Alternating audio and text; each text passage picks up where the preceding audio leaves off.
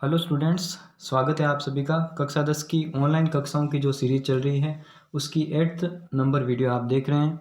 इससे पहले 7 videos upload हो चुकी है जिसमें हमने चैप्टर नंबर 5 को पूरा किया था। चैप्टर नंबर 5 हमारा था दैनिक जीवन में रसायन। तो 7वीं वीडियो जो थी इससे लास्ट वाली वीडियो, उसमें हमने उस चैप्टर के क्वेश्चन आंसर किए थे। आज से हम शुरू करने वाले हैं 6th चैप्टर। इससे पहले अगर आप 5वां चैप्टर देखना चाहते हैं तो डिस्क्रिप्शन बॉक्स में आपको उनकी लिंक मिल जाएगी, वहाँ पे जाके आप उन वीडियोस को देख सकते हैं। तो शुरू करते हैं आज की वीडियो को। तो जो छठा चैप्टर है उसका पहला टॉपिक है भौतिक एवं रासायनिक परिवर्तन। तो परिवर्तन जो हम दैनिक जीवन में देखते हैं उनके मैं कुछ आपको एग्जाम्पल देता हूँ। सबसे पहला एग्जाम्पल मैं देता हूँ, लोहे पर जंग लगना। लोहा जो है वो जंग में परिवर्तित होता है, ये एक प्रकार का परिवर्तन हो गया। फिर मैं आपको बताता हूँ कि जब दूध को दही में परिवर्तित किया जाता है, ठीक है, उसी के साथ जब हम जल को वाष्प में परिवर्तित करते हैं गर्म करके, या फिर जो सब्जियां होती है वो लंबे समय तक खुला छोड़ने पर सड़ जाती है या फिर खराब हो जाती है। तो मैंने 4 प्रकार के आपको परिवर्तन समझाए हैं। अभी चूंकि हमने ये टॉपिक नहीं पढ़ा है तो हम नहीं बता सकते कि इनमें से कौन सा परिवर्तन भौतिक है और कौन सा परिवर्तन रासायनिक है। इस टॉपिक को पूरा करने के बाद आप आसानी से इनमें विभेद कर पाएंगे। तो स्टार्ट करते हैं। सबसे पहले हम देखेंगे कि भौतिक परिवर्तन क्या होता है। तो भौतिक परिवर्तन की जो परिभाषा है वो इस तरह से होती है कि वह परिवर्तन जिसका कारण हटाने पर पुनः प्रारंभिक पदार्थ प्राप्त हो, यानी कि जिस कारण से वह परिवर्तन हुआ है उस कारण को मैं अगर हटा दूं तो वापस से वही पदार्थ मुझे प्राप्त हो। जैसा कि हम यहाँ पे एक एग्जाम्पल लेते हैं जिसमें मैं बर्फ़ को जो है वो ऊष्मा देता हूँ या फिर गर्म करता हूँ तो वो जल में परिवर्तित होता है। ठीक है, आप चित्र में देख रहे होंगे। और जल को जब मैं गर्म करता हूँ तो वो वाष्प में परिवर्तित होता है। अगर मैं इसका अपोजिट करूँ, यानी कि जो कारण मैंने दिया था, यानी कि जो ऊर्जा या फिर ऊष्मा मैंने उसको दी थी उसको मैं वापस ले लूँ, यानी कि उसको ठंडा कर दूं। वाष्प को ठंडा करेंगे तो वापस से द्रव बनेगा और द्रव को ठंडा करेंगे तो वापस से जो है वो बर्फ बन जाएगा। तो इस तरह से हम देख सकते हैं कि जिस कारण को हमने लगाया था, यानी कि जो ऊष्मा हमने दी थी, उसको वापस लेने पर वो वापस उसी अवस्था में आ रहा है। तो इसका मतलब क्या हो गया कि बर्फ की अवस्थाओं में परिवर्तन होना एक प्रकार का भौतिक परिवर्तन है। इसको अगर लिखित रूप में समझें तो कुछ इस तरह से हुआ था। बर्फ जो था उसको हमने ऊष्मा दी, यानी कि गर्म किया। ठीक है, ये त्रिभुज वाला साइन जो है वो गर्म करने को प्रदर्शित करता है। बर्फ को गर्म करने पर वह जल में बदला, जल को गर्म करने पर वह वाष्प में बदला। उसके बाद में हमने क्या किया, इनको वापस से ठंडा किया, जो कि इस प्रक्रम को हटाना हो गया। ठीक है, ठंडा करने पर वाष्प जो है वह वापस से जल में बदली, जल को ठंडा करने पर वापस बर्फ में बदला, यानी कि जहाँ से हमने स्टार्ट किया था हम उसी कंडीशन में वापस आ चुके हैं। तो ये कौन सी कंडीशन को फॉलो कर रहा है, ये भौतिक परिवर्तन की परिभाषा वाली कंडीशन को फॉलो कर रहा है, यानी कि बर्फ का अपनी अवस्थाओं में परिवर्तित होना एक प्रकार का भौतिक परिवर्तन है। अब हम देखते हैं कि और कौन कौन से दैनिक जीवन में एग्जाम्पल है जो कि भौतिक परिवर्तन को प्रदर्शित करते हैं। तो अदर एग्जाम्पल्स में जो पहला एग्जाम्पल है हमारा वो है लोहे का चुंबक बनना। हम जानते हैं कि जब चुंबक को लोहे की वस्तु के पास लेकर जाते हैं तो वो भी चुंबक की तरह एक्ट करता है, चुंबक को अपनी ओर आकर्षित करने लगता है, यानी कि उसमें चुंबक के गुण उत्पन्न हो जाते हैं। इसका कारण क्या था? इसका कारण था चुंबक को पास ले जाना। उसी के कारण उसमें जो है वो चुंबकीय गुण उत्पन्न हुए। अगर मैं चुंबक को वापस से हटा दूं, यानी कि उस कारण को वापस से हटा दूं, तो वो लोहा सामान्य लोहे की तरह व्यवहार करता है। तो इसका मतलब ये क्या हो गया, भौतिक परिवर्तन, क्योंकि जिस कारण से उसमें चुंबक के समान गुण उत्पन्न हुए थे उस कारण को हटाने पर पुनः वह प्रारंभिक अवस्था में आ गया। फिर दूसरा नंबर पॉइंट है हमारे पास शक्कर का पानी में घुलना। शक्कर को जब हम पानी में घोलते हैं और उस पानी शक्कर वाले पानी को जब गर्म करें तो शक्कर नीचे पेंदे में जम जाती है, जबकि पानी जो है वो भाप बनकर उड़ जाता है, यानी कि शक्कर जो प्रारंभिक अवस्था में थी उसी अवस्था में वापस हमें प्राप्त होती है। तो ये एक प्रकार का भौतिक परिवर्तन हो गया। अब हम देखेंगे कि भौतिक परिवर्तनों में कौन कौन से गुण होते हैं। तो जैसा कि हमने परिभाषा में देखा था कि परिवर्तन का जो कारण हटाने पर पुनः प्रारंभिक पदार्थ प्राप्त होता है। ठीक है, ये तो परिभाषा का ही हो गया एक तो कारण। फिर आता है इसमें केवल अवस्था में परिवर्तन होता है या फिर रंग या गंध में परिवर्तन होता है। हमने देखा था कि जल का एग्जाम्पल हमने लिया था, जल को जब गर्म कर रहे थे तो वो वाष्प अवस्था में बदल रहा था, यानी कि उसकी अवस्था परिवर्तित हो रही थी। इसके साथ रंग में भी परिवर्तन हो सकता है और गंध में भी परिवर्तन हो सकता है। तीसरा पॉइंट है परिवर्तन अस्थायी होता है। तो जो हमारी लोहे की चुंबक वाला एग्जाम्पल है उससे हम समझ सकते हैं कि चुंबक को पास ले जाने पर वह केवल कुछ समय के लिए चुंबक की तरह एक्ट करता है, उसे हटाने पर वह वापस अपने सामान्य गुणों में आ जाता है, यानी कि अस्थायी रूप से परिवर्तन होता है। ठीक है, फिर आता है फोर्थ नंबर पॉइंट, नए पदार्थ का निर्माण नहीं होता। अब चूंकि हमने जल वाला जो एग्जाम्पल लिया था उसको हम वापस से एक बार देखें तो हमने देखा कि बर्फ़ जो है वो जल में बदली और जल जो है वो वाष्प में बदला, जबकि हम देखें कि यहाँ पे जो फॉर्मूला है H2O H2O H2O ही रहता है, यानी कि फॉर्मूला सेम रहता है तीनों जगहों पे, यानी कि इसमें कोई भी नया पदार्थ नहीं बन रहा है तो ये H2O ही, पर इसकी अवस्था में परिवर्तन हो रहा है। तो 4 पॉइंट हो गए हमारे भौतिक परिवर्तन के गुणों के। एक तो परिवर्तन का कारण हटाने पर पुनः प्रारंभिक अवस्था में मिलेगी, अवस्था, रंग और गंध में परिवर्तन होगा, परिवर्तन अस्थायी रूप से होता है, केवल कुछ समय के लिए होता है, नए पदार्थ का निर्माण नहीं होता। तो इस तरह से हमने भौतिक परिवर्तन को पूरा डिटेल में समझ लिया है। अब हम बढ़ते हैं रासायनिक परिवर्तन की ओर। तो रासायनिक परिवर्तन की जो डेफिनेशन है वो इस तरह से है कि वह परिवर्तन जिसमें पदार्थ के संगठन का मतलब हो गया सूत्र में परिवर्तन हो, तथा कारण हटाने पर आवश्यक नहीं है कि वह प्रारंभिक पदार्थ वापस से प्राप्त हो, यानी कि उसका सूत्र भी चेंज हो जाएगा रासायनिक परिवर्तन में, और ये जरूरी भी नहीं है कि वापस से हम उस अवस्था में लौट सकते हैं। तो इसका एग्जाम्पल हम देखते हैं। तो चित्र में आप देख रहे होंगे कि जब कोयले को जलाया जाता है तो CO2 गैस निकलती है, जो धुआं निकल रहा है वो CO2 गैस का धुआं है। तो जो कोयला होता है उसका फॉर्मूला होता है C, यानी कि जो कार्बन होता है वही कोयला होता है, उसको हम जला रहे हैं, यानी कि उसकी क्रिया हम ऑक्सीजन के साथ करवा रहे हैं और उसे गर्म कर रहे हैं, तो CO2 गैस बन रही है। इसका अगर फॉर्मूला हम देखें तो कुछ इस तरह का इसका फॉर्मूला होगा, या फिर रासायनिक समीकरण कुछ इस तरह से होगा कि कार्बन जो है वो ऑक्सीजन की उपस्थिति में जल रहा है, तो जलने पर CO2 बन रही है। इसमें हम देख रहे हैं कि हमने जो पदार्थ या फिर सब्सटेंस यूज़ किया था वो था कोयला, जबकि हमें मिला क्या, कार्बन डाइऑक्साइड। सूत्र में परिवर्तन हो रहा है, यानी कि ये रासायनिक परिवर्तन है। इसी के साथ इसमें एक और खूबी होती है कि जो कार्बन डाइऑक्साइड है उसको हम वापस से कभी भी कार्बन में कन्वर्ट नहीं कर सकते, जो किसकी परिभाषा को संतुष्ट कर रहा है, रासायनिक परिवर्तन की परिभाषा को संतुष्ट कर रहा है। इसकी परिभाषा अनुसार वह परिवर्तन जिसमें पदार्थ का संगठन या फिर सूत्र में परिवर्तन हो रहा है, यहाँ पे चूंकि हमने कार्बन लिया था और हमें CO2 मिल रहा है, उसी के साथ कारण हटाने पर आवश्यक नहीं कि प्रारंभिक पदार्थ प्राप्त हो। CO2 को हम कभी भी वापस कार्बन में कन्वर्ट नहीं कर सकते, तो कार्बन का जलकर CO2 का निर्माण करना ये एक प्रकार का रासायनिक परिवर्तन है। अब हम देखते हैं कि और कौन कौन से एग्जाम्पल हैं जो रासायनिक परिवर्तन को प्रदर्शित करते हैं। तो हमें वे एग्जाम्पल लेने हैं जिनमें हम प्रारंभिक अवस्था में वापस नहीं पहुंच सकते। जैसे कि हम दूध से दही को जमाएं तो दही से हम वापस कभी भी दूध नहीं बना सकते। इसका मतलब क्या हो गया, ये एक प्रकार का रासायनिक प्रक्रम है। लोहे पर जंग लगना, लोहे पर जब जंग लगती है तो हम उस जंग से वापस लोहा नहीं बना सकते, इसका मतलब ये एक रासायनिक परिवर्तन है। सब्जी का खराब होना, जो सब्जी जो सड़ चुकी है या फिर खराब हो चुकी है उससे हम वापस ताज़ा सब्जी प्राप्त नहीं कर सकते, तो इसका मतलब क्या हो गया, ये एक प्रकार का रासायनिक प्रक्रम है।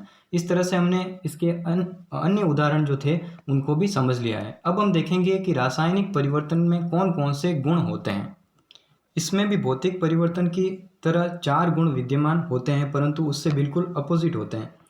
इसमें जो पहला गुण होता है वो परिभाषा अनुसार हमने देखा था कि बनने वाले पदार्थ का संगठन प्रारंभिक पदार्थ से अलग होता है, यानी कि उसका फॉर्मूला चेंज होता है।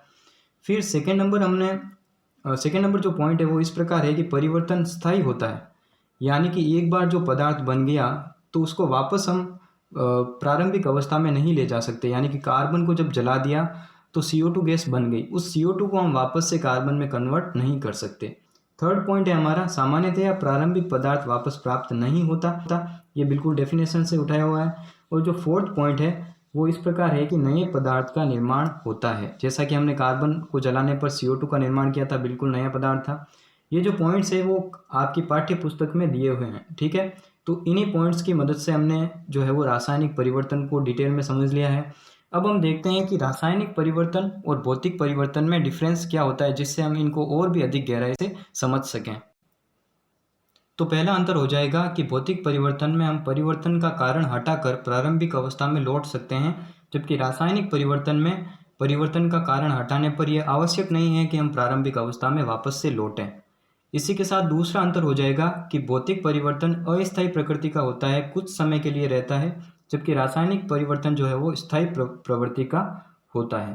थर्ड डिफरेंस हो जाएगा इसमें कि भौतिक परिवर्तन में किसी भी तरह के नए पदार्थ का निर्माण नहीं होता, जबकि रासायनिक परिवर्तन में नए तरह के पदार्थ का निर्माण होता है। तो इस तरह से 3 पॉइंट्स के माध्यम से हम इन दोनों में डिफरेंस कर सकते हैं। तो 6.1 जो हमारा टॉपिक था भौतिक और रासायनिक परिवर्तन, उसको हम इसी के साथ समाप्त करते हैं और नया 6.2 टॉपिक स्टार्ट करते हैं जिसका नाम है रासायनिक समीकरण। तो जो रासायनिक समीकरण होता है वो रासायनिक परिवर्तन से संबंधित होता है। इसकी डेफिनेशन होती है कि किसी रासायनिक अभिक्रिया का मतलब है परिवर्तन, किसी रासायनिक परिवर्तन को अणुसूत्रों एवं प्रतीकों द्वारा प्रदर्शित किया जाता है तो उसे रासायनिक समीकरण कहते हैं।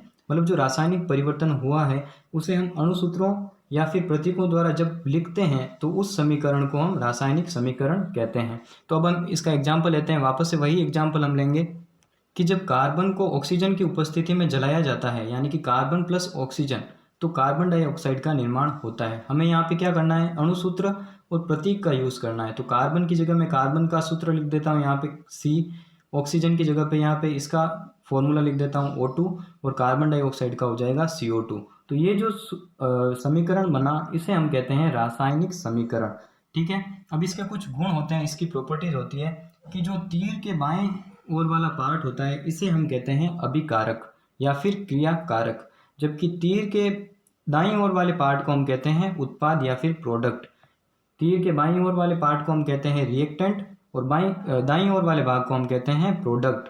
ठीक है, तो इसी के साथ रिएक्टेंट आपस में क्रिया करते हैं यानी कि अभिकारक आपस में क्रिया करते हैं और प्रोडक्ट यानी कि उत्पाद का निर्माण करते हैं।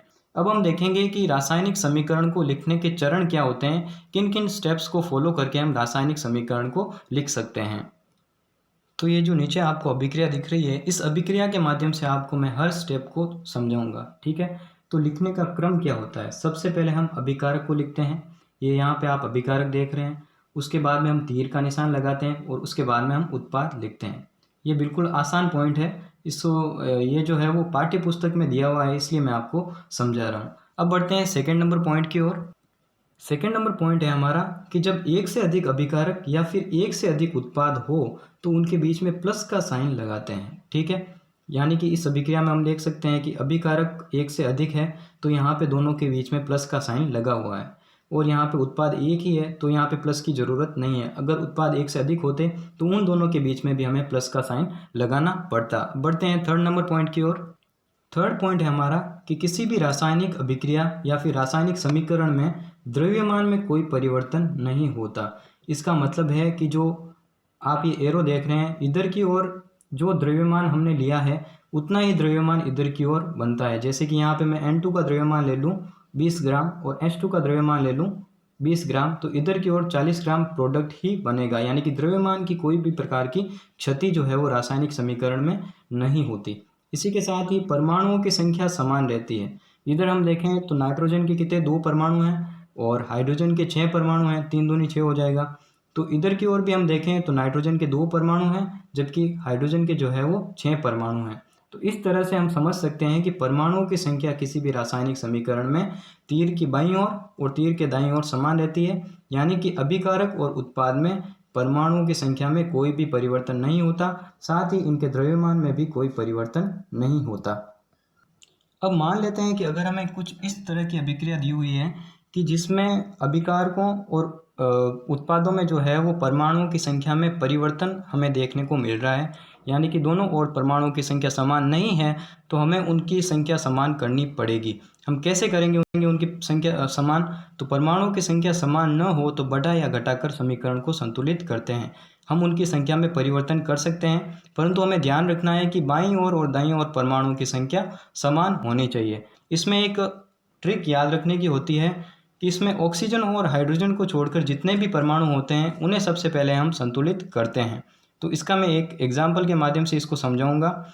तो हमें करना याद रखना है कि ऑक्सीजन और हाइड्रोजन को छोड़कर अन्य तत्वों को सबसे पहले संतुलित करना है। ठीक है, अब हम एक अभिक्रिया लेते हैं, उसके माध्यम से समझते हैं कि अभिक्रिया को संतुलित कैसे करते हैं।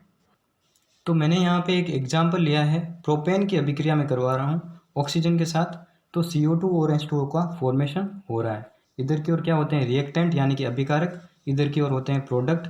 अब हमें क्या करना है, इसको संतुलित करना है। तो मैंने आपको बताया कि आसानी के लिए हम क्या करते हैं कि हाइड्रोजन और ऑक्सीजन को छोड़ते हैं और शेष तत्वों को सबसे पहले संतुलित करते हैं। तो इस अभिक्रिया में हम देखें तो हाइड्रोजन और ऑक्सीजन के अलावा केवल एक ही एक्स्ट्रा तत्व है जो कि है कार्बन। कार्बन की अभिकारक में संख्या 3 है जबकि उत्पाद में 1 है, तो हम यहाँ पे 3 लगा देते हैं इसके आगे। ठीक है, अब कार्बन जो है वो यहाँ पे संतुलित हो चुका है। अब हम देखेंगे हाइड्रोजन। हाइड्रोजन की अभिकारक में संख्या 8 है जबकि उत्पाद में संख्या 2 है। हमें यहाँ पे 8 करना है, तो अगर मैं इसको 4 से मल्टीप्लाई कर दूँ तो यहाँ पे 4 दूनी 8 हो जाएंगे और अभिकारक और उत्पाद दोनों में यहाँ पे संख्या समान हो जाएगी। अब पीछे बचा हमारे पास ऑक्सीजन। अब लास्ट में हम ऑक्सीजन को संतुलित करते हैं। तो यहाँ पे ऑक्सीजन की संख्या 2 है जबकि यहाँ पे देखें तो 3 दूनी 6 यहाँ पे और 4 ऑक्सीजन यहाँ पे, 6 और 4 10। तो अभिकारक में हमें 10 ऑक्सीजन करने हैं, तो मैं इसको 5 से मल्टीप्लाई कर देता हूँ। तो 5 दूनी कितना हो जाएगा 10।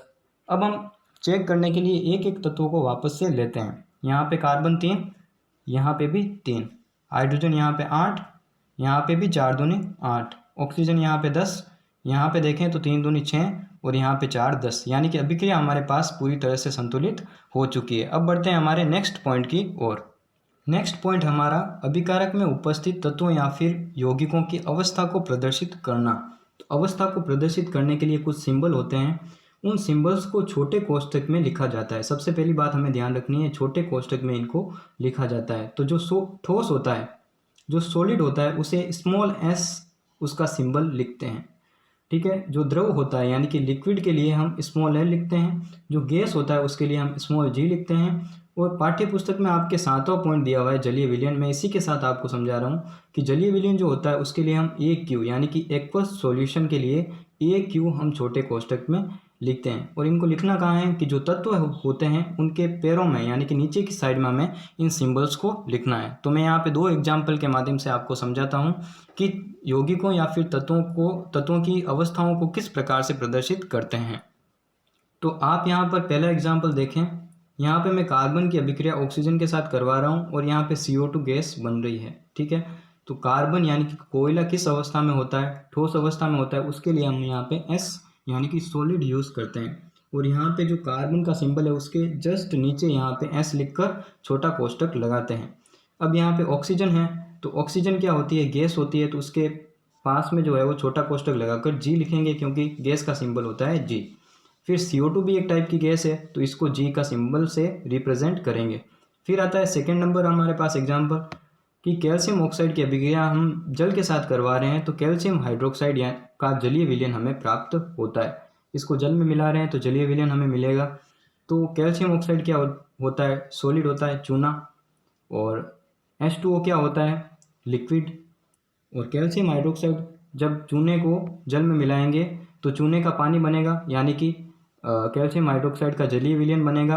इसे हम कहते हैं AQ से रिप्रेजेंट करेंगे क्योंकि जलीय विलयन को हम एक्वस सॉल्यूशन कहते हैं इंग्लिश में, जिसको हम AQ से रिप्रेजेंट करते हैं और छोटा कोष्ठक हम यहाँ पे लगाते हैं। अब 7वां पॉइंट हमने इसी के साथ कर लिया था। अब हम देखते हैं हमारा 8वां पॉइंट। तो 8वां पॉइंट कुछ इस तरह से है कि अभिक्रिया उत्क्रमणीय होने पर दोनों ओर तीर का निशान लगाते हैं। अभी तक हमने जितनी भी अभिक्रियाएं देखी उनमें हमने ये वाला सिंबल लगाया था। ये दर्शाता है कि कार्बन और ऑक्सीजन मिल करके CO2 का निर्माण करते हैं, यानी कि अभिक्रिया इधर से इधर की ओर हो रही है। अगर मैं इस रिएक्शन की डायरेक्शन इधर की ओर कर दूं यानी कि तीर का निशान इधर की ओर लगा दूं, तो इसका मतलब होता है कि CO2 टूट करके कार्बन और ऑक्सीजन का निर्माण करती है। ये मैंने क्यों नहीं लगाया, क्योंकि ये इम्पॉसिबल है। जबकि अगर मैं जल और भाप का एग्जाम्पल लूँ, तो जल जब खाना पकाते हैं तो खाने के ऊपर ढक्कन लगाते हैं तो उस पर जो है वो जल की छोटी छोटी बूंदें जम जाती है। तो ऐसा क्यों होता है, क्योंकि जल जो है वो गर्म होने पर वाष्प में परिवर्तित होता है और ढक्कन पर जाकर ठंडा होता है और वहाँ पर वापस से जल में परिवर्तित हो जाता है, जिससे वो बूंदें ढक्कन पर जम जाती है और वो बूंदें वापस से नीचे गिरती है और वापस से भाप बनकर ऊपर की ओर जाती है, यानी कि जल भाप बनती है, भाप वापस से जल बनता है। तो ये प्रक्रिया जो है वो एक साथ संपन्न होती है, यानी कि अभिक्रिया इस ओर भी हो रही है और अभिक्रिया इस ओर भी हो रही है। तो इसे हम उत्क्रमणीय प्रक्रम कहते हैं और इसको इस सिंबल से रिप्रेजेंट करते हैं। तो आप समझ रहे होंगे कि उत्क्रमणीय प्रक्रम के लिए ये वाला सिंबल हम काम में लेते हैं। अब हम बढ़ते हैं हमारे 9वें पॉइंट की ओर। तो नौवां पॉइंट हमारे पास इस तरह से है कि जो अभिक्रिया को संपन्न कराने के लिए आवश्यक परिस्थितियां होती है, ताप, दाब या फिर उत्प्रेरक। 10वां पॉइंट हमारा उत्प्रेरक का है, मैं इसी के साथ मैं आपको समझा रहा हूँ। तो उन सब चीज़ों को जो ये तीर होती है जो अभिक्रिया की दिशा बताती है उसके ऊपर हम लिखते हैं, यानी कि ताप, दाब और उत्प्रेरक को हम उस तीर के ऊपर लिखते हैं। जैसे कि अमोनिया निर्माण की जो हेबर विधि मैंने यहाँ पे एग्जाम्पल के रूप में लिया हुआ है, तो N2 + 3H2 gives us 2NH3। ये अभिक्रिया कौन से ताप पर संपन्न होती है? 773 केल्विन ताप पर यह अभिक्रिया संपन्न होती है। इसके लिए आवश्यक दाब होता है 200 एटीएम और आवश्यक उत्प्रेरक होता है मोलिब्डेनम धातु। उत्प्रेरक हम आगे डिटेल में पढ़ेंगे। तो आप समझ रहे होंगे कि इन तीन चीज़ों को जो है वो इस तीर के ऊपर रिप्रेजेंट करते हैं, और मैंने अभिक्रिया को संतुलित करना आपको समझा दिया है। उसी के साथ N2 जो है वो गैसियस स्टेट में होती है, H2 यानी कि हाइड्रोजन भी यहाँ पे गैसियस स्टेट में होती है, और जो प्रोडक्ट बनता है हमारे पास NH3 यानी कि अमोनिया, वो भी गैसियस स्टेट में मिलता है। तो इसलिए हमने G सिंबल का यूज़ किया है। अब हम देखते हैं हमारा 11वां नंबर पॉइंट। 11वां पॉइंट है हमारे पास कि अभिक्रिया के दौरान निकलने वाली ऊष्मा, यानी कि जो अभिक्रिया ऊष्माक्षेपी हो। तो मैं आपको सबसे पहले समझाता हूँ ऊष्माक्षेपी अभिक्रिया क्या होती है। जैसे कि मैंने आपको अमोनिया निर्माण की विधि बताई थी, यहाँ पे आप एग्जाम्पल में देख सकते हैं कि N2 + 3H2 gives us NH3। तो जब इन दोनों को आपस में मिलाते हैं तो नॉर्मल कंडीशन में मिलाने पर जो पात्र का ताप है वो बहुत अधिक बढ़ जाता है, यानी कि गर्म हो जाता है। ऑटोमेटिक रूप से जो है वो ऊष्मा उत्सर्जित होती है, यानी कि ऊष्मा इस प्रक्रिया में निकल रही है, यानी कि इन दोनों को मिलाने पर ऑटोमेटिक प्रोडक्ट के साथ हमें ऊष्मा मिल रही है, यानी कि ताप में वृद्धि हो रही है। तो इसे हम ऊष्माक्षेपी अभिक्रिया कहते हैं। परंतु कुछ अभिक्रियाएं ऐसी होती हैं जिन्हें संपन्न कराने के लिए हमें आगे से ऊष्मा देनी पड़ती है। जैसे कि N2 की अभिक्रिया हम ऑक्सीजन के साथ करवाएं तो हमें ऊष्मा देनी पड़ेगी ताकि अभिक्रिया संपन्न हो सके। कम ताप पर यह अभिक्रिया नहीं होती, इसलिए हम अपने से जो है वो इसको ऊष्मा देते हैं, यानी कि ये ऊष्मा का शोषण करती है। इसे हम ऊष्मा शोषी अभिक्रिया कहते हैं। अब आते हैं हम हमारे 11वें पॉइंट पर। इनको कैसे रिप्रेजेंट करते हैं वो देखते हैं कि निकलने वाली ऊष्मा को उत्पाद के साथ प्लस चिन्ह लगाकर दर्शाते हैं। जैसे कि अमोनिया निर्माण में ऊष्मा उत्सर्जित होती है, तो यहाँ पे प्लस में जितनी ऊष्मा उत्सर्जित होती है उसको यहाँ पर हम लिखते हैं। जबकि आवश्यक ऊष्मा यानी कि जो ऊष्मा शोषी अभिक्रियाओं में उसको अभिक्रिया को संपन्न होने के लिए जितनी ऊष्मा की आवश्यकता होती है उस ऊष्मा को हम उत्पाद के साथ माइनस चिन्ह लगाकर प्रदर्शित करते हैं। या फिर हम उस अभिक्रिया को संपन्न कराने के लिए ऊष्मा दे रहे हैं तो यहाँ पे अभिकारक के साथ उसको प्लस चिन्ह के रूप में भी दर्शा सकते हैं। ये माइनस है, इधर की ओर पक्षांतरित करेंगे तो यहाँ पे प्लस के रूप में यहाँ पे आ जाएगी। उम्मीद है आपको ये 11 पॉइंट्स जो है वो अभिक्रिया लिखने के जो चरण हैं वो आप समझे होंगे। अब हम देखेंगे कि रासायनिक अभिक्रिया के समीकरण में के गुणधर्म क्या क्या होते हैं, उससे हम क्या क्या चीज़ें फाइंड आउट कर सकते हैं। पहला पॉइंट है हमारा अभिकारक व उत्पाद का पता लगा सकते हैं। अभिक्रिया हमें कोई भी दी हुई है उसमें हम बता सकते हैं कि अभिकारक क्या है और उत्पाद क्या है। जैसे कि इस अभिक्रिया में जो तीर का निशान है उसके बाईं ओर वाले पार्ट को हम अभिकारक और दाईं ओर वाले पार्ट को हम उत्पाद कहते हैं। उसी के साथ अणुओं की संख्या का पता लगा सकते हैं, इधर कितने अणु हैं या फिर नाइट्रोजन के कितने अणु भाग ले रहे हैं, वो सब चीज़ें मतलब अभिक्रिया के हिसाब से हम अणुओं की संख्या बता सकते हैं। देखते हैं सेकेंड पॉइंट। चूँकि हम रासायनिक अभिक्रिया में उस तत्व या फिर यौगिक के नीचे उसकी अवस्था भी लिखते हैं, तो उस समीकरण से हम बता सकते हैं कि उस अभिक्रिया में प्रयुक्त होने वाला रसायन जो है वो किस अवस्था में प्रयुक्त किया जाता है, यानी कि पदार्थों की जो है वो भौतिक अवस्था का हम पता लगा सकते हैं। फिर हमारा थर्ड पॉइंट है कि अभिक्रिया हेतु आवश्यक परिस्थितियों जैसे कि ताप, दाब और उत्प्रेरक का बता सकते हैं कि कौन सा उसमें उत्प्रेरक यूज़ किया हुआ है। तो मैंने आपको बताया था कि जो तीर होती है जो अभिक्रिया की दिशा को प्रदर्शित करती है उसके ऊपर हम अभिक्रिया के लिए आवश्यक परिस्थितियां जैसे कि ताप, दाब और उत्प्रेरक बताते हैं। तो उसके माध्यम से अगर हमें समीकरण दी हुई है तो उससे हम उस अभिक्रिया के लिए आवश्यक ताप, दाब और उत्प्रेरक जो है वो बता सकते हैं। फोर्थ पॉइंट है हमारा ऊष्माक्षेपी या ऊष्माशोषी अभिक्रिया की जानकारी। जैसा कि मैंने आपको बताया था कि ऊष्माक्षेपी अभिक्रिया के लिए उत्सर्जित होने वाली ऊर्जा को उत्पाद के साथ प्लस चिन्ह लगाकर प्रदर्शित करते हैं, जबकि ऊष्माशोषी अभिक्रिया के लिए आवश्यक ऊष्मा को उत्पाद के साथ माइनस चिन्ह लगाकर या फिर अभिकारक के साथ प्लस चिन्ह लगाकर प्रदर्शित करते हैं। तो समीकरण अगर हमें इस टाइप में दिया हुआ होगा तो हम ऊष्माक्षेपी या ऊष्माशोषी का पता लगा सकते हैं। अब हम देखते हैं हमारा पांचवा और आखिरी पॉइंट, जो कि रासायनिक समीकरण के गुण का आखिरी पॉइंट है, वो इस प्रकार है कि उत्क्रमणीयता की जानकारी। तो मैंने एक उत्क्रमणीयता का आपको साइन बताया था जिसके दोनों ओर तीर होते हैं।